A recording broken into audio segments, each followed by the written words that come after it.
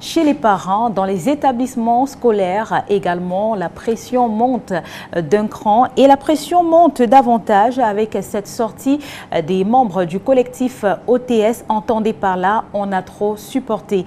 Ils ont adressé une correspondance au chef de l'État. Ils ont également fait une autre correspondance dans laquelle ils parlent d'une incertitude concernant la rentrée scolaire pour les enseignants membres de ce collectif. Et donc nous en parlons ce matin dans le cadre de l'entretien avec l'invité du jour. Nous sommes en compagnie de monsieur Jean Bosco Gouette. Il est membre de ce collectif. Bonjour. Bonjour madame. Bonjour à tous les millions de téléspectateurs de Kinox Télévision. Bonjour à tous les enseignants du Cameroun, en particulier ceux-là qui se battent pour redonner les lettres de noblesse au métier de l'enseignement et à l'éducation camerounaise de manière générale. La rentrée scolaire est prévue le 4 septembre 2023 sur l'ensemble du territoire national. Est-ce que vous serez en tant qu'enseignant dans votre salle de classe, dans votre établissement scolaire? La rentrée scolaire débute le 4 septembre. Les enseignants membres OTS seront effectivement au lycée, mais appliqueront leur mot d'ordre de grève. C'est-à-dire, ils seront là, mais la classe sera morte. Mais pourquoi avoir décidé d'entrer en grève justement à la rentrée scolaire? Madame, vous êtes sans ignorer que ce mouvement de grève a débuté en février 2022.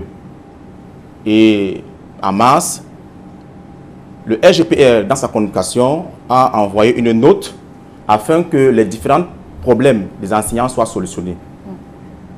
Et ces différents problèmes étaient échelonnés. Je prends un cas par exemple, celui des avancements des enseignants était censé être payé avec le rappel en juin 2022. Mais jusqu'aujourd'hui, les rappels de ces avancements n'ont pas été faits. L'automatisation des carrières des enseignants n'a pas toujours été réalisée. Le statut particulier de l'enseignant sur lequel nous basons le plus, qui a été modifié et déposé à la présidence de la République, n'a ni été signé ni été appliqué. Vous voyez, tous ces paramètres-là ne peuvent pas mettre l'enseignant dans une situation de confort. Nous sommes dans un déconfort total et nous ne saurons enseigner dans cette situation-là. Vous parlez de promesses non tenues, vous parlez de duperie, vous parlez de déclarations politiques mensongères. Mais qu'est-ce qu'on peut retenir des différents cadres de concertation avant la période consacrée aux vacances? Qu'est-ce qui vous a été dit par les autorités? En ce qui concerne les différentes concertations, je tiens à m'attarder sur un fait. Le fait selon lequel les différentes concertations que les membres du gouvernement ont eues avec certains syndicats, entre guillemets, n'impliquaient pas les vrais revendiqueurs, c'est-à-dire les vrais membres de OTS. On appelait certains syndicats qui n'étaient pas dans le mouvement OTS. Bien, dans ces différentes constatations, dans la lettre du RGPR, il était question, par exemple, pour ce cas-là, que les rappels soient payés en juin 2022. Le gouvernement, après une certaine réunion, a pensé que ces rappels pourront être payés en août 2023. Mais grande était la surprise des enseignants que jusqu'en août, du moins août vient de finir, rien n'a été fait. Voyez un seul fait. Est-ce que vous imaginez que il y a des messieurs qui ont travaillé, qui sont entrés en service en 1980, qui aujourd'hui n'ont pas avancé. C'est-à-dire l'État les doit encore, et ils sont comme ça des dizaines. Entrés en service en 1980. C'est-à-dire, même s'il est entré en service avec 20 ans, il n'est plus en fonction. Et jusqu'à maintenant, ces avancements, ces rappels d'avancement ne sont pas passés. Vous voyez, toute cette situation-là, nous n'aimerions pas que la jeune génération d'aujourd'hui que nous sommes, nous soyons demain dans cette situation d'inconfort. Donc c'est un peu ça.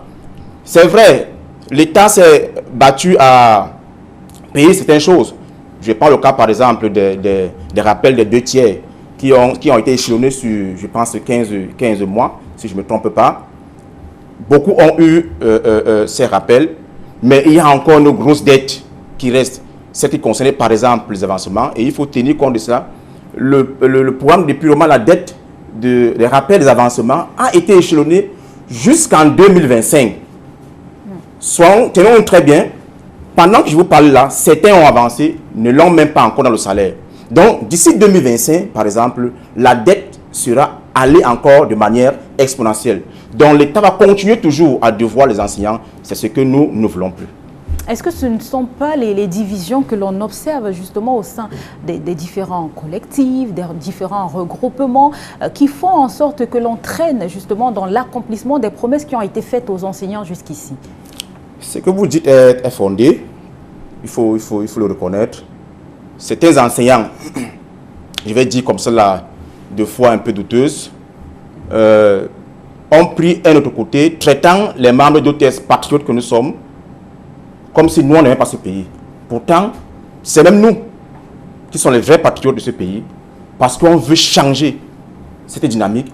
On voudrait avoir une nouvelle dynamique pour l'enseignant et pour l'éducation tout entière. C'est pourquoi je veux interpeller tous ces enseignants en leur disant que la cause que nous défendons n'est pas seulement la mienne ou alors celle de 2 ou 3 personnes, mais c'est la cause de tous les enseignants. Je veux profiter par la même occasion pour interpeller ici là nos différents chefs d'établissement qui, lors des différentes grèves, ont utilisé des méthodes pour museler certains collègues. Je vais leur dire que cette cause est pour nous tous. D'ailleurs, certains d'entre eux, jusqu'aujourd'hui, n'ont pas d'avancement. Je crois que si avancement arrive, ça fera le plaisir de nous tous, eux en première position. Et donc, les membres du collectif OTS ont décidé d'entrer en grève dès le lundi 4 septembre, pourtant jour de rentrée scolaire au Cameroun. Qu'est-ce que vous ferez de vos journées? Alors, que les collègues me suivent très bien, la grève qui commence le 4 septembre consiste en quoi? On arrive au lycée vêtu de noir pour marquer le mécontentement, permettez. À nos heures de cours, nous allons dans les salles de classe, nous marquons notre présence dans le cahier de texte ou alors dans le cahier d'appel, et au tableau, nous marquons craie morte.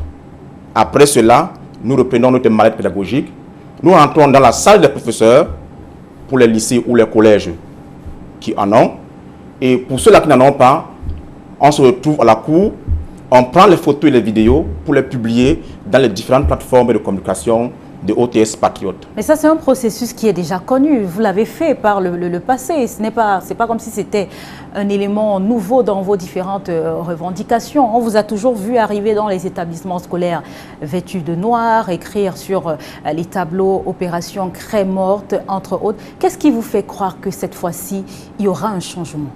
Vos revendications pourront porter des fruits? La répétition est la mère des enseignements.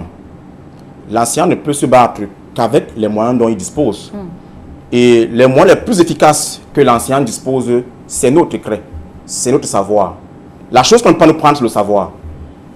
Alors, refuser de dispenser ce savoir est déjà une arme, une force fatale. C'est pourquoi nous pensons que la manière par laquelle nous pouvons revendiquer et porter effet, c'est de déposer la craie et de ne dispenser aucun enseignement.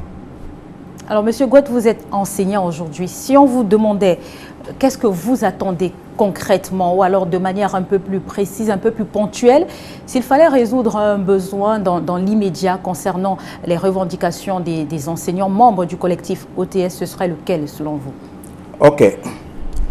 Le mouvement OTS dispose de 5 points sur lesquels nous voulons que l'État jette un coup d'œil.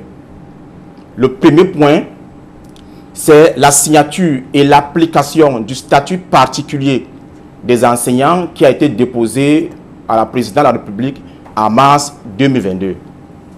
Nous avons le déplafonnement de l'indice. Vous voyez, certains d'entre nous commencent le travail très tôt, à 25 ans par exemple, et vont atteindre l'indice 1140, alors qu'ils ont encore au moins 10 ou 12 ans de service. Ils ne vont pas avancer.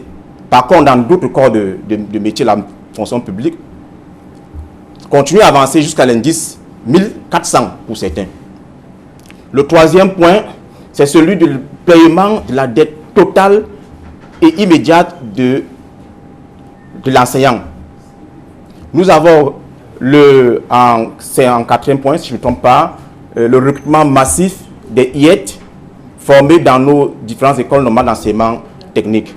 Et enfin, J'oublie un point, ça va me revenir. Cependant, le mouvement OTS a statué sur 2 points sur lesquels, si l'État répond de manière immédiate, lundi matin, nous allons reprendre la craie et enseigner nos différents apprenants. Ces 2 points sont les suivants. 1. La signature et l'application immédiate du statut particulier de l'enseignant.